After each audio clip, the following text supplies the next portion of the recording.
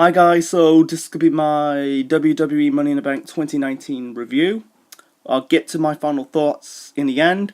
So the first match off the card, that is the Women's Money in the Bank ladder match. The contenders are Bayley, Carmella, Dana Brooke, Ember Moon, Mandy Rose, Naomi, Bumblebee Naomi. Bumblebee is a superhero from the DC Comics. Natalya and Nikki Cross. The match was an okay match. A little bit weak, a little bit one of the forgettable Money in the Bank ladder matches in history. But I rate this match about 2.25, 3.5 stars. Not really no crazy bumps in this match. No one go through the ladder. I had some moments with the ladder, but no crazy sparks. That was a little bit disappointing. They're kind of protecting the women in this match. I think it's a little bit bullshit. Anyway, in the end you had Sonya Deville kind of like aiding Mandy Rose. This was in the last moments of the match. Sonya kind of picked up Mandy, lifted her on her shoulders, climbed the ladder, about to grab the briefcase, but Bayley kind of knocked off both Mandy and Sonya off the ladder. Bayley grabbed the briefcase and won this match.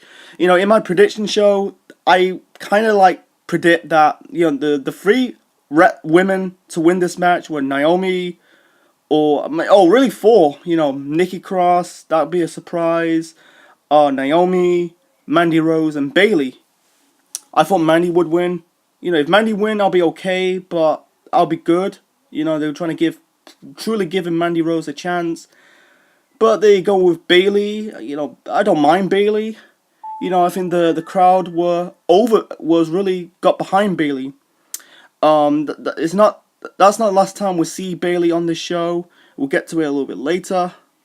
Moving on to the next match, and this is for the United States Championship. Samoa Joe defending the belt against Rey Mysterio, and this was a disappointing. It was a shocker, but it's just very short. It's about 1:40. Rey Mysterio just basically hit Joe with the Hurricane Rana, pinned Joe, and won the belt. And notice that Joe kind of cut his eye, bust his eye open. You can see that massive blood pouring in Joe's eye. Yeah, Joe got pissed off in the end. He beat down Rey Mysterio in front of Rey Mysterio's son Dominic. I'm guessing this rivalry is still continuing. They're kind of flip-flopping the belt. I don't want to flip-flop title reign. I'd rather have Joe just basically beat Rey. The older guy putting over the younger guy.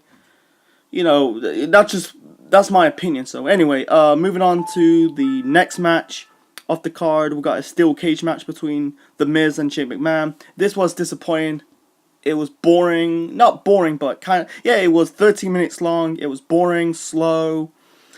The most memorable is basically in the end you had Miz who's about to pull Shane back into the cage, but instead Miz kind of pulled off Shane McMahon's shirt, and basically Shane McMahon won. Yeah, he kind of Miz kind of grabbed Shane by the t-shirt. Instead, Miz kind of pulled off Shane McMahon's t-shirt, and Shane fell off the cage and won this match. I'm guessing this is the end of the rivalry. This match is basically the rubber match. It was kind of boring. Very forgettable.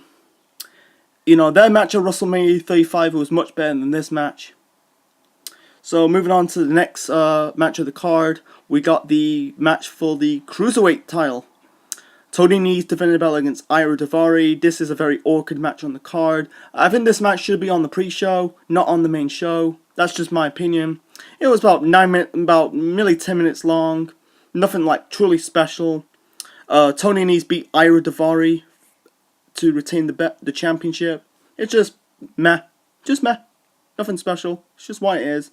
Anyway, moving on to the Raw Women's Championship match. Becky Lynch, the man, defending the belt against Lacey Evans, the lady.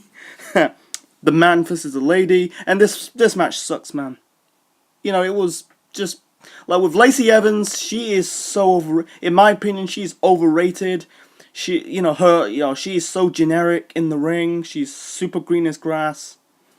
In the end, you had Lacey was about to go for the small package, but instead, like, Becky kind of reversed it into the disarmer. Lacey Evans tapped out. Becky Lynch retained her Raw Women's Championship, and then basically Becky did double duty, and then they're moving on to the Smackdown Women's Championship match. Becky defending the belt against Charlotte Flair, and out of the matches between Becky and Charlotte, this is the weakest. It was 6 minutes long, very forgettable. In the end, you had Lacey interfered, smacked Becky with the ladies' rights. That was basically Lacey Evans' finisher. It was basically a punch, and Charlotte kind of hit Becky with a big boot to win the SmackDown Women's Championship. And then you had Lacey and Charlotte, do the beat down Becky even more, and then Bayley came to the rescue. Take down Lacey Evans. Bayley is about to cash in her Money in the Bank briefcase, her contract, and beat Charlotte on this show. So we got another title change. First, Charlotte beat Becky, and now Bayley beat Charlotte. And it was a good decision. There was one moment in the show, you had a fan there was a sign that says Bayley of the Bank. You can tell the people from Hartford, Connecticut really got behind Bayley. I think it's a good decision, man. I think it's tired of the Charlotte Flair push. Charlotte been pushed for 4 years now. I think it's a time, I think the next feud is going to be Bayley versus Charlotte for the SmackDown Women's Championship. I think on the Raw Women's side, I think it's just the continued feud between Becky and Lacey. Okay, moving on to the next match is basically Elias versus Roman Reigns, and this was a squash. You had a moment Elias attack Roman backstage. Elias did his guitar concert, and then Roman Reigns hit Elias with the Superman punch and the spear and won. That is bullshit. You can tell Elias is officially buried on the show, man. He is finished. Not even over, man. They buried him on this show, man. I feel sorry, man. It was basically just Vince wants to push Roman once again. I think by time in the summer, Roman is going to go for the WWE or the Universal Championship belt. Try to push Roman once again. Anyway, moving on to the next match. And this match, in my opinion, is match of the night. Seth Rollins defending his Universal Championship against AJ Styles. It was really good. You had Seth Rollins hit the suicide dive after AJ Lee hit the knee on Seth. It was a good moment in this match. You had Seth kind of hit. It was kind of like he hits AJ with the reverse suplex and the reverse DDT, but AJ kicked out from that. Seth Rollins would go for the curb stomp, but instead AJ countered it into the Styles Clash. Seth Rollins kicked out from that, and Seth Rollins managed to hit AJ Styles with the curb stomp for the second. Really, for the second attempt, he managed to succeed to hit the finisher and beat AJ Styles clean to retain the championship. And this was Seth Rollins' first title defense since beating Brock for the belt at WrestleMania. It makes sense. And you had AJ and Seth kind of shake hands. I'm guessing it could be a next match. I can see a rematch down the middle. And then we got the WWE Championship match. Kofi Kingston defended the belt against Kevin Owens. This was fun. This was a decent match. You had one moment of this match. You had Kevin Owens kind of thrown Kofi. Kofi hit his head near the ring post, and Kevin Owens hit this type of frog splash, a mini frog splash, outside in the mini part of the apron, in the ring apron on the floor. You had Kevin Owens hit the pop-up powerbomb on Kofi. Kofi kicked out from that. I think Kofi hit the I think he kind of performed the what's it called? The SOS on Kevin Owens. Kevin kind of kicked out from that. Kevin Owens hit the this type of stunner on Kofi. Kofi kind of kicked out from that, and in the end, you had Kofi hit the Trouble in Paradise on Kevin Owens to retain the championship. I don't know, man. I can see another match going between Kofi and Kevin, but I think Kevin Owens is back in the mid card. I don't know, man. And then we got the main event. We got the men's Money in the Bank ladder match. We got it was supposed to, Braun Strowman was supposed to be in this match, but instead he got kicked out for attacking Sami. Sami was hanging around upside down in a some kind of corridor or some shit.